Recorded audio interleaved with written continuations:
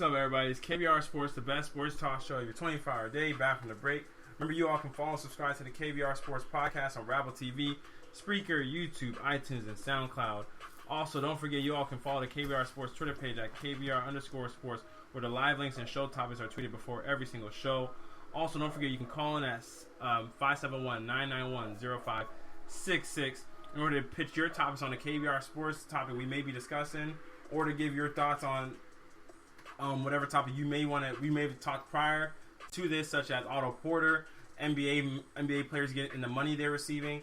Remember, the number is 571-991-0566. Okay, so right now, obviously, a lot of the news that come out today of what we've been talking about is Avery Bradley and the Avery Bradley trade, are getting traded to the Detroit Pistons, and now, at this point, the Celtics have had to trade Avery Bradley to the Pistons and back to receive Marcus Morris, and they've renounced the rights to a lot of their guys on the bench, like Jonas Jerebko, Gerald Green, and others. So, Nigel, do you think the Celtics are giving up too much on the back end in order to bring in Gordon Hayward? Nah, he's a star, all-star. He's an all-star. You got rid of Tyler Zeller, Jonas Jerebko, Gerald Green, Amir Johnson, Kelly Olynyk, and Avery Bradley. Yeah, it's absolutely worth it. It's like most of outside of one of those players, two of those players. I mean, none of them were even going to come back anyway. Outside of Kelly and Avery anyway. So I mean, get rid of some journeyman and a couple of bench fillers. Yeah, absolutely worth it.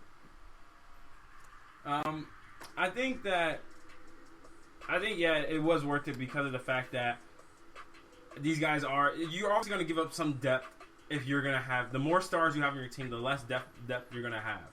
And a lot of times the depth you have will normally come on really affordable contracts for guys that are willing to take pay cuts in order to play on that team or something of the sort. So unless you're packing a team like the Warriors, the Cavaliers, or something of the sort, you're gonna have to get rid of quality guys on your bench. Step back three. And the biggest, most quality guy, or the best guy on the team that they had to let go was Avery Bradley.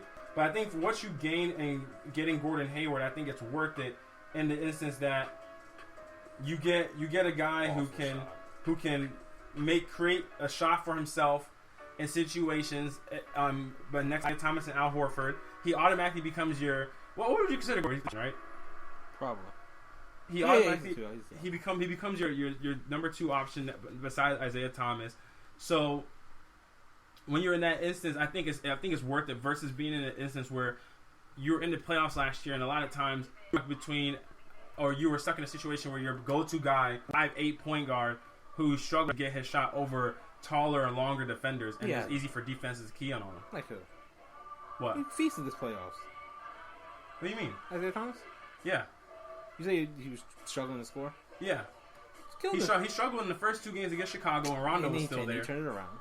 He did turn when Rondo got hurt. He struggled against the Wizards after the first two games, I believe.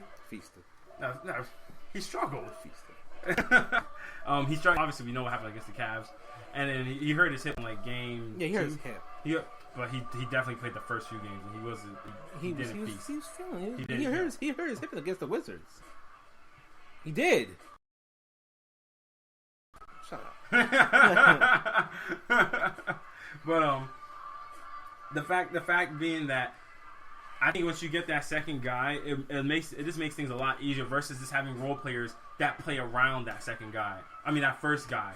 So I think it's worth it for the Wizards. I mean the Celtics. Now I get the Wizards stuck in my head, but I think it's worth it for the Celtics in the larger scheme of things, especially if you're in a situation where you're trying to attract another free agent, a la Paul George, a year from now. it's a lot. It might be a lot better for you because of the fact that you now have a more attractive team to do it with. They can't sign anybody else. They can't sign anybody else. They're already capped out. You can try to trade for him. With what money? No, at that point, you could just trade the pieces you already have. The pieces you're going to trade from beforehand, you trade those pieces. They don't have those pieces anymore. The 3 first rounders were, they still have those. But I mean, they're not willing to pay that much into the cap for him, I guess. They said they were willing to for Paul George. Oh. Look, I mean, yeah, they said they were willing to. I guess so. Okay. So I mean, I think it makes you more of an attractive destination. I mean, so do you think that the addition, what do you think the addition of Gordon Hayward does for the Celtics in totality? Like in terms of wins, in comparison to for the long run, in comparison to the Cavaliers, and in terms of luring free agents or quality players, what do you think it does for them in the long run? And this in the bigger picture. I think they'll be the first seed in the East. I think they'll make the Eastern Conference Finals. In a couple years, they'll probably make the finals.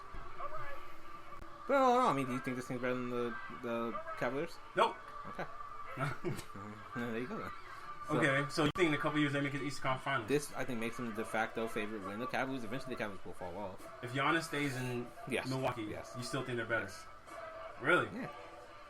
Until Jabari Parker shows me he can stay healthy, then yeah. Interesting. I mean, sorry, but the core of Giannis Antetokounmpo, Chris Middleton, and Tony Snell is not going to do it for me.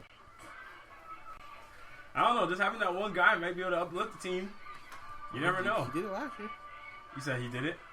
Yeah, I'm saying he's consistently improving, so that might be something interesting. Okay, what about a Washington Wizards team? So now the Wizards are essentially all out of it. I mean, I've never been a big believer in the Wizards. You say you've never been a big believer? Well, how come? They don't have a superstar. They don't have that one superstar scorer yet. I mean, Bradley Beal's developing. Maybe he becomes it, but I mean, they still just don't have it. Like if they played, they couldn't beat the Celtics last year, and the Celtics got better. And I definitely want to pit them against the Cavs. So I mean, what have they done? Watch choose them now. John will get better, sure. I mean, he may get a little bit better, but I mean, unless Bradley takes a step into that elite territory, I mean, I just don't see them getting that much better. Okay, and then finally the Raptors. How do you think the Raptors? Yeah, okay. Just go ahead and skip over that. Sixers. That is the main competition for Boston in a few years. I feel like. Really? Yeah, it's Joel Embiid stays healthy. So it's primarily on Joel Embiid.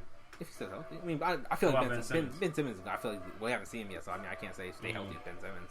But if Ben Simmons is all that he's supposed to be, I mean, then Joel Embiid is what he is. So if you this is just a fun kind of thing, but if you think Ben Simmons turns out to be the projection of what he is, or he's supposed to be, and Joel Embiid turns out to be the projection of both what he's supposed to be, who's the more important player to the team? Joel Embiid. Really? Yeah. Wow. Yeah. Rim protection. I thought it would be Ben Simmons. Playmaking, scoring, rebounding. Now, if you say Ben Simmons develops a jump shot, then we're like. But think about it. All the things that Ben Simmons is projected to be is supposed to be LeBron James, Magic Johnson. So he turns out to be all the things he's supposed to be. I mean, even without a jump shot, LeBron beat the Pistons in the 7 games by himself. In Hey, Drew Gooden was there. Scored 2 points. That's what's... I'm just saying, he was there. He scored 2 points on him. Like, come on. What was I going to say? No, if he develops a jump shot, I don't think he's not going to be the scorer LeBron was. It's just, I don't think it's going to be that. You don't think the physicality of that? Nah, he just not the score that LeBron was. It's just that. I mean, it's just that. I mean, he's shown that he can score in the post. He's shown that he can. Do I think he's at 27 per game score? No, I don't think that's going to happen. I think he'll be where Giannis is. Giannis is a 23-point per game scorer. That's what I said. 22, 23. And you think Giannis is going to stay there? No, I said Giannis right now. Oh, but I'm saying projection-wise. Yeah, who do you think would be the more important guy? If Joel Embiid. I just said this. So you still think Joel Embiid would be more important than Giannis? I think Giannis. I think Giannis can get better though. First game. Yeah. Giannis can still get better. The difference with Giannis and Ben Simmons is Giannis is going to be a better defender than Ben Simmons is. He's going to be. They're going to be about the same rebounding probably, and I still think Giannis is going to be a better scorer than Ben Simmons will be. But why? Because Giannis has shown about the same amount of shooting ability as Ben Simmons has. Ben Simmons can't even hit a mid-range shot yet. That's the same thing with Giannis. Giannis came from Greece. Giannis could not hit a mid-range shot. He has developed. Like I said, the knock on Ben Simmons is that Ben Simmons will not be able to shoot. That is the whole thing. If he develops a jump shot, then you start having the conversation of, okay, maybe the projections of LeBron will become kind of true now. If he doesn't develop a jump shot though, gonna be like 21, 22 per game scorer, give you like 6 to 7 assists a game, and like 8 rebounds. LeBron averaged like 30 without a jump shot. He's not the scorer. I keep telling you, he's not the scorer LeBron was. He just attacked the paint. Brendan, he got at least give me 25. You're 25. You're comparing him to arguably the best finisher that's not a center or power forward to ever play. The Simmons can finish. There's a difference between finishing, best finisher. And but he already has a better post game than LeBron does. He's a more, for his height, I would say he's more of a walking mismatch because of his height. He's 6'10". He can ball handle. He has vision. He knows how to get to the rim. He does. Again, 22, 23 points. I have no problem saying that. 22, 23 But saying 20... So you're telling me he's going to be Blake Griffin? Yeah, I guess so. I guess that would, he's a better comparison to me than Magic. I've always felt Blake he's a better passing Blake Griffin. If everyone's projecting him to be Magic and LeBron, but I've always felt he was better compared to Blake Griffin. The body type. He used to be compared to Blake Griffin. Yeah, I've always felt that was a better comparison. But well, I feel like Joel Embiid is going to be MVP status kind of player. Wow. Along with being Defensive Player of the Year caliber player as well. Markelle Fultz is just kind of there. Markelle Fultz is going to be number 2 though. You think he's going to be number 2? Yeah, he's got number 2 option. So you think Ben would be 3? Number 3. I mean, Markelle's going to come in the league right now a better scorer than I don't know, man. I feel like the physicality of Ben Simmons is just a lot more than what we're selling here. You don't think so? Wow. I guarantee you Ben Simmons averages like 13 points a game. His first year. I guarantee you Markelle averages like probably about the same. Probably like 15. I'm interested to see how 15. They make it work, though. Why do you make it work? Well, because it's just like you're going to have so many young guys trying to find their niche in the league. Redick. Huh? So they got J.J. Redick. Oh, I think J.J. Redick's definitely a good signing, but I think... I don't know. Has J.J. Redick been that guy, though? Like a locker room guy. That I think a guy like Derek Fisher would have made more sense. Not that Derek Fisher's on the market. I'm just saying a guy like of that ilk of Derek Fisher. Do you really want Derek Fisher in the locker room? Oh. I mean, chill. Okay, now about it. Okay. Well, after all the Matt Barnes stuff, no. Even before that, I mean... okay, let me give you a guy. Andre Miller. A guy like Andre Miller. Sure. A guy like that. But I don't think J.J. Redick's ever really been that guy in the locker room. Yeah, I feel like he has been. I feel like he's a good guy to go to. Really? I don't know. I don't think... like J.J. Redick. And they got Amir Johnson as well. They got Robert Covington. Which are three vets right there. And they have other vets on the team. I just can't think of. But they have other vets. I don't know, man. That's one thing I'm always worried about with young teams. The Minnesota seems to handle it really well. Minnesota's perfect. They got Taj Gibson. They got Jeff Teague. They got. But I'm saying even before they got those guys, I'm saying that the way they handled the ego. I don't think Minnesota ever really had an issue of egos. Well, like Karl-Anthony Towns came in after Andrew Wiggins and was just like, I'm here. He's bigger. He's also better than Andrew Wiggins. I mean, he's better. It makes it easy. It makes it easier when one guy's just clearly better than you. That's the thing. We don't know if one guy's clearly better than the other. I feel like we do. You think Markelle Fultz is definitely... Markelle between Markelle and Ben Simmons. Yeah. No. I don't know who's better. That's what I'm saying. Like, we don't know who's better than that. I think Joel Embiid is right now sitting at the best player. He's the only guy that's played. I mean, he has to be the best player. It's not that he only played dominated when he played. He didn't play no back-to-backs, though. So what? He still played great. I mean, he did play great. I'm just saying. Dwayne Wade didn't play back-to-backs either. Huh? Dwayne Wade didn't play back-to-backs. He didn't? He did. He yeah. I always trying to play my man Dwayne. Oh, my gosh. All right, y'all. When we come back from the break, we're going to hit our speed round. Stay KBR Sports, the best sports talk show, 25 day. Remember, once the live link disappears, stay tuned for about 30 to 40 seconds, and it should reappear for you guys to tune into. It's KBR Sports. Joel Embiid doesn't need to worry about the court. He needs to worry about his fight with LeVar Ball. I was going to bring that up.